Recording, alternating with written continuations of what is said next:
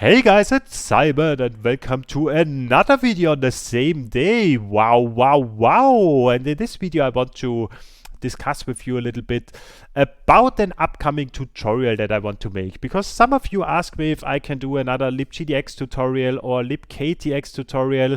There were also some people which asked me how I did certain things in Quilly Crawler and Quilly Adventure, and for example how to use Box2D. So how did I combine the physics bodies with the graphics that it looks nice and things like that.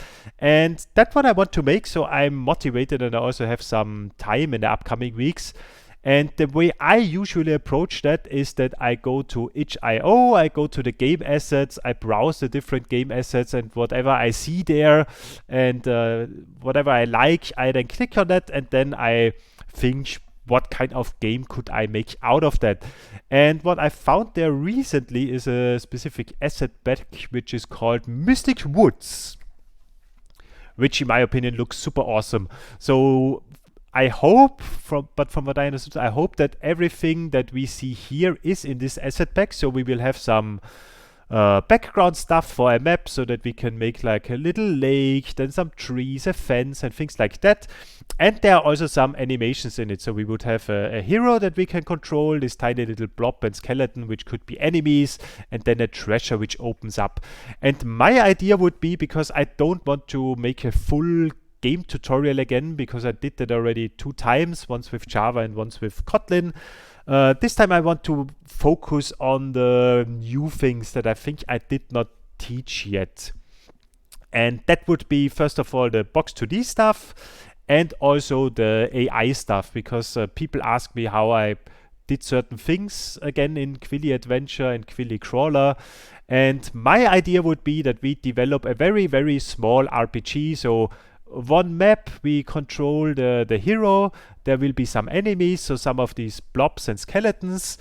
All of that will be with Box2D physics engine, so we will learn that the hero, for example, cannot walk inside the water or through trees, so that there will be some collision and collision handling as well. We will also introduce state management, so that, for example, while the hero is attacking, he cannot move, or maybe, I don't know, why he's standing, he cannot directly run. There needs to be first a move for a move time before he enters then the run state, so things like that. And also the AI management. So, for example, the blob, if the hero is not close to him, then he will just wander around. And if the hero gets close to him, then he goes into an attack state and tries to attack him with a certain jump or whatever.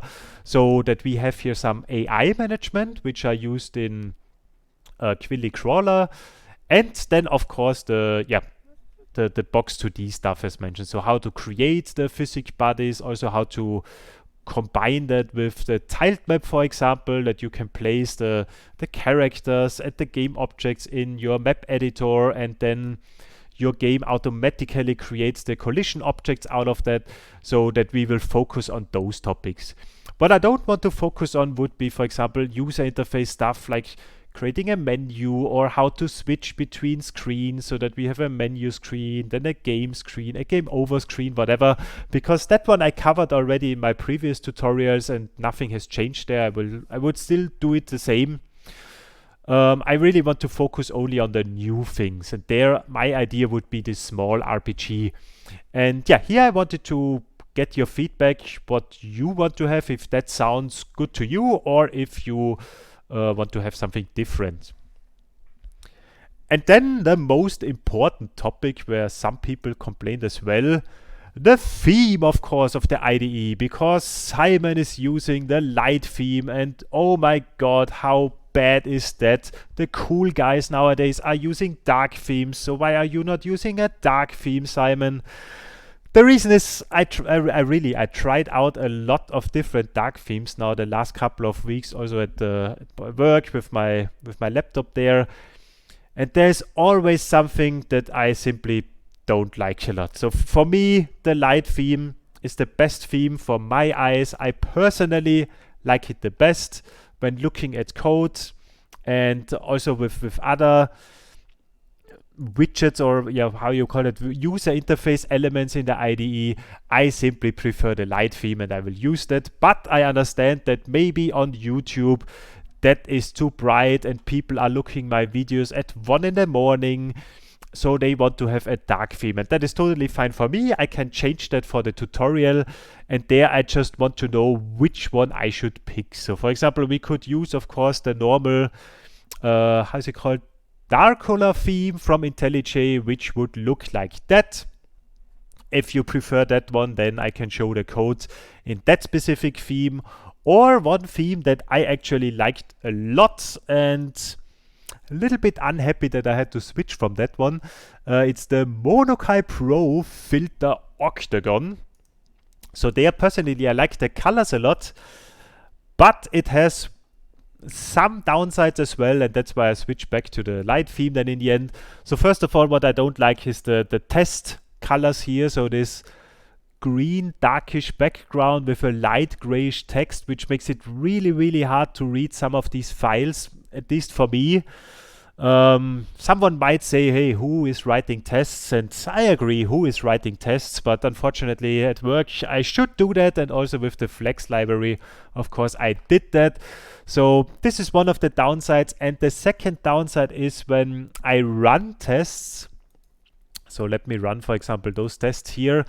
There's also some of the buttons in that theme which are not that great visible to me if they are clicked or not. So for example here, can you see that this show ignored button is actually ticked, so it has a background, and that button here, show passed, is not ticked.